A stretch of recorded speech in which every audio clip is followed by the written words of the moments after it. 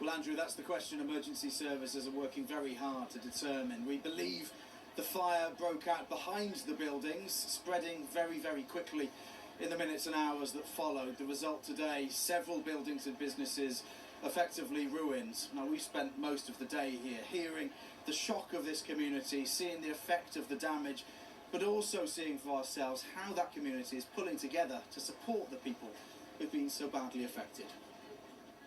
Burning through the night. A raging fire devastates this historic building in the heart of Abergavenny. All people living nearby can do is watch. Emergency services were called just after 8:30 p.m. yesterday evening.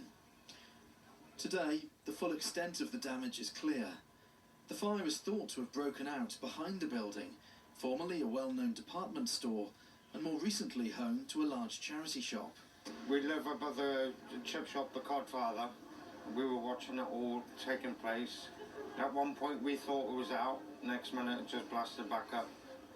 It soon spread to nearby businesses, including the newsagent next door. Owner Paul Cable has been based in the town for decades.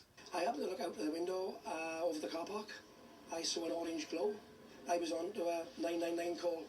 Well, fire crews have been working throughout the morning to try and bring things under control. It's just after 1 o'clock in the afternoon, and as you can see, that effort is still continuing to try and dampen down the fire and make this wider area safe. Local people have gathered here throughout the day, sharing their shock and many keen to offer support. It's been really sad. It's a monumental building for Abergavenny.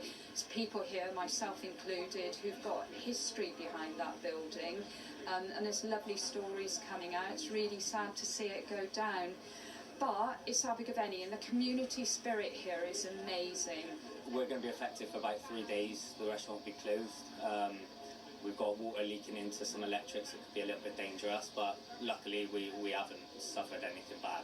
Tonight, the area around the buildings remains cordoned off. An investigation into what exactly caused the fire continues. Traders and the wider community are coming to terms with the loss of one of the town's most recognisable sites. Throughout the days we've been here, people have gathered in crowds at a safe distance, guided by the emergency services, wanting to just take this in for themselves. These buildings have a very important part in people's hearts. Several generations of people here knew several of those buildings as Richard's department store, which then shut just over a decade ago. It's then been through various uses, only recently taken over by the Magic Cottage, which is a charity that works with young people. They use the building to support their activities. Also an important hub for the community. Nearby, as you've seen, the newsagents, which again is a focal point.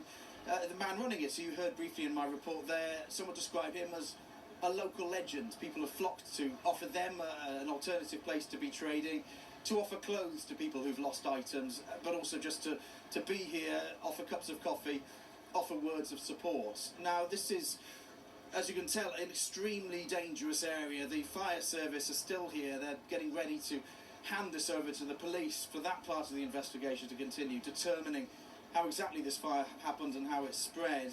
As you can see, it's also a highly dangerous building. This immediate area where we're standing, we are standing here with the guidance from the police and the fire service. It may be a couple of days before this part opens to the public, and they're saying tonight that these roads are still unlikely to open, to follow that kind of guidance if you're coming to the area. And what people are also trying to share with us is, anybody who's been to Abergavenny knows what a thriving, busy, vibrant place it is, particularly at this time of year. People are very, very grateful no one's been injured, but are also very keen to able to return to normal as soon as possible, to get back on with their lives and welcome people back here to this town centre. Mike, in Abergavenny, a community rallying there this evening.